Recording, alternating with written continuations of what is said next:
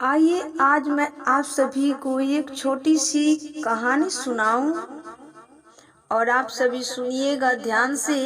इससे पहले मैं कहना चाहूँगी कि भाई लोग मेरे चैनल को सब्सक्राइब भी कर लिए हैं, बेल बटन को भी प्रेस कर चुके हैं, तो एल वाले ऑप्शन को प्लीज सेलेक्ट कर लीजिए ताकि सबसे पहला नोटिफिकेशन आपके पास तक पहुंचे।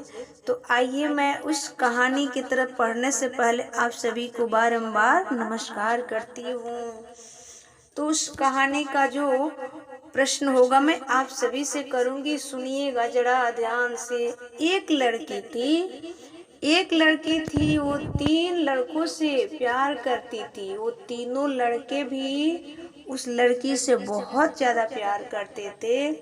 तीनों लड़के बहुत सुंदर थे, बड़े होनहार थे, योग्य थे, पढ़े लिखे भी थे, सब कुछ प्रॉपर था, सब कुछ बढ़िया था, ठीक था। तीनों से प्यार था, पर विडंबना यह थी कि प्यार तो तीनों से था, पर तीनों से विवाह तो नहीं हो सकता था। विवाह तो एक से ही होगा। इसलिए तीनों लड़के तैयारी करने लगे कि वो उस लड़की से हमारी शादी होगी। दूसरे ने तैयारी करने लगा कि उस लड़की से हम शादी करेंगे। तीसरे ने करने लगा कि उस लड़की से हम शादी करेंगे। जब जब उस लड़की को इस बात का पता चला कि तीनों लड़के तैयारी कर रहे हैं, अब वो लड़की सोचने लगी, सोच में पड़ गई कि मैं किसको हाँ करूं और किसको ना करूं। तीनों से बड़ा प्यार करती थी और तीनों लड़के भी बहुत प्यार करते थे, अच्छे थे। तो लड़की ने किया, उसने आत्महत्या कर ली और निर्णय ना ले सकी कि तीनों में से किसको चुनूं। समस्या था, यदि तीनों में से किसी एक को चुन लेती हूँ तो उसके प्रेम में 2 मर जाते हैं। तो इसलिए उस लड़की ने सोचा कि एक अकेले मैं ही मर जाती हूँ।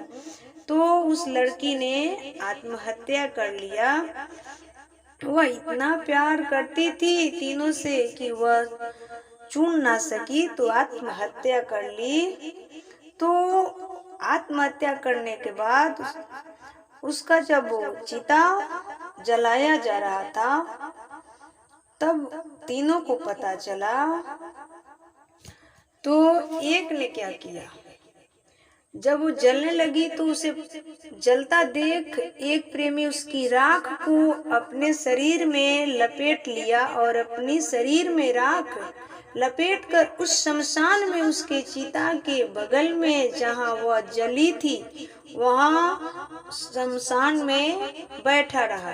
न खाना खाता, न पानी पीता, पागलों की तरह बैठा रहा। दूसरा लड़का ने ध्यान करने बैठ गया अपनी प्रेमिका कि मेरी प्रेमिका शायद मेरा भजन से, मेरे तपस्या से के बल से शायद भगवान प्रसन्न हो जाए और मैं कह दूं कि मेरी होने वाली पत्नी को मुझे वापस कर दो।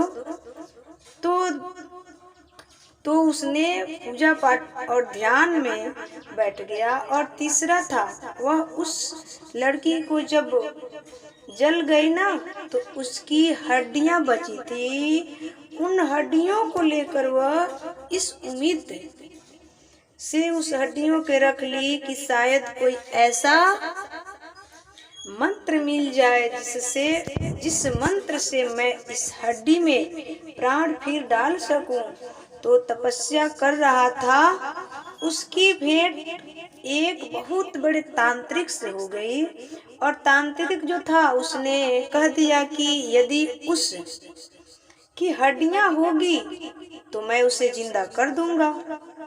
अच्छा, इतना बड़ा तांत्रिक था, देखिए कितना बड़ा तांत्रिक था। तो उस लड़के ने कहा अच्छा ठीक है। तो जिसने तपस्या की उसे तांत्रिक मिल गया। उसने कहा हड्डियां लाओ, मैं जिंदा करता हूँ। और हड्डियां दूसरे ने संभाल कर रखी थी। तो उस प्रेमी ने हड्डियां दी और तांत्रिक ने मंत्र पढ़ा। सच्ची वह लड़की फिर से जिंदा हो गई और खड़ी हो गई। ज्यों की त्यों वो जिंदा होकर खड़ी हो गई। लड़की खड़ी हो गई ज्यों की त्यों और भी सुंदर हो गई और सुंदर सुंदर हो गई। लड़की पहले से अब और ज्यादा सुंदर हो गई। सवाल आपसे, बताओ अब उस लड़की के सामने फिर 3 पुरुष खड़े हैं। बताओ वो लड़की किससे विवाह करे? बताइए कि उस लड़की अब किससे विवाह करे। ये सवाल है आप सभी से। जिसने उसे जीवन दान दिया उससे, या जिसने उसकी हड्डियां रखी थी उससे, या जिसने उसकी भभूति रमाई उससे। वो 3 ऑप्शन है उसके पास। वह लड़की किससे विवाह करेगी? जवाब दो मेरी माँ, जवाब दो। अब सुनिए, आप लोग नहीं दीजिएगा तो हम जवाब देते हैं। उस लड़की का विवाह हुआ किससे? जिसने उसके जिंदा किया मंत्रों से। वह तो हुआ उसका पिता, क्योंकि बेटी को कौन जन्म देता है? पिता। जिंदा करने वाला कौन? पिता। और जो हड्डियां बचा लिया और जो हड्डियों को संभाल कर रखा था वो क्या हुआ? भाई, क्योंकि बहन की रक्षा कौन करता है? भाई। विवाह किससे होगा? जो प्रेम में पागल बना देता है। पागल जो हो गया वही उसका प्रेमी निकला और उसी से उसका विवाह संपन्न हुआ। अर्थ क्या है? प्यार किसे कहते हैं? पागल हो जाने को प्यार कहते हैं। तो जिस प्रकार ये हमने कहानियां इसलिए आप सभी के समक्ष सुनाई कि जिस प्रकार उस पागल ने उसके भभूति लगाकर खाने पीने का भी परवाह ना करके उस शमशान में बिना डरे हुए भूत पैताल सब का परवाह छोड़ के, अपने शरीर की भी परवाह छोड़ के उस शमशान में बैठा रहा, तो उसकी प्रेमिका जिंदा हो गई, मिल गई। उसी प्रकार हम आप सभी से निवेदन करेंगे कि जब हम भगवान के लिए इस संसार के मोह माता रिश्ता नाते सबको छोड़कर जब भगवान के लिए हम बैठ जाएंगे, मैं ये नहीं कहती कि आप खाना छोड़ दो, पानी छोड़ दो, ना जी। खाना खाओ, पानी पियो, अपने परिवार में रहो, कहीं दूर तपस्या जंगल में करने मत जाओ, अपने घर पे रहो, गृहस्थी चलाओ, अपने पुत्र पत्नी पुत्री में लगे रहो। फिर भी आसक्ति नहीं होनी चाहिए कि ये पुत्र मेरा है, ये पुत्री मेरी है, ये पत्नी मेरी है, ये धन मेरा है, ये प्रॉपर्टी मेरी है। ये आसक्त नहीं होना चाहिए।